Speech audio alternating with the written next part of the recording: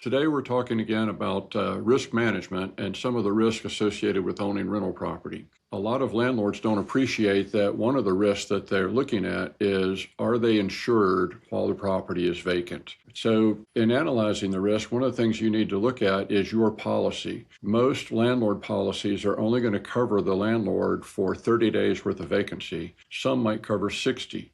But oftentimes, when a tenant moves out, our experience has been that landlords are looking at a decision between, do I want to sell or do I want to re-rent? Am I going to spend that kind of money to turn the property, or is there a way to get more bids and do less work for less money and still be able to rent the property? While all this is going on, time is being lost. It's not being turned. It's not on the market. And Murphy's Law, anything that can go wrong will go wrong, especially applies to rental property. As a matter of fact, most of us that have been doing this for a career think that Murphy was an optimist. So the probability that something's going to go wrong at your property is probably correlated to nobody being in the property. How would you feel financially? How much would it cost you if you were 35 days into vacancy and then the freeze hit, the pipes burst, and you experienced a tremendous amount of water damage because there was nobody on the property to realize a leak had happened in order to turn off the water and prevent it from doing any more damage?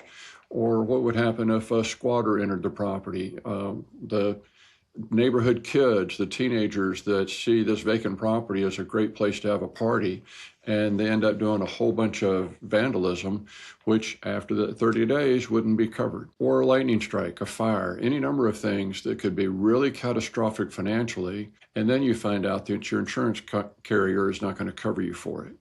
So when it comes time to turn a unit, you need to think about how urgent this is. We need to get the property back into a rent-ready condition as fast as possible, and we need to find a new tenant as quickly as possible.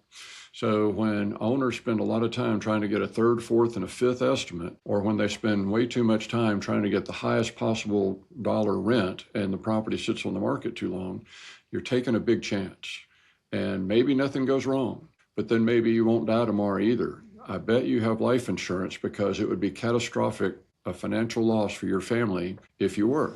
You have car insurance because you're not planning on getting in a wreck, but if you did, it could be financially catastrophic if it's your responsibility to pay for all the damage. Well, this is that same category.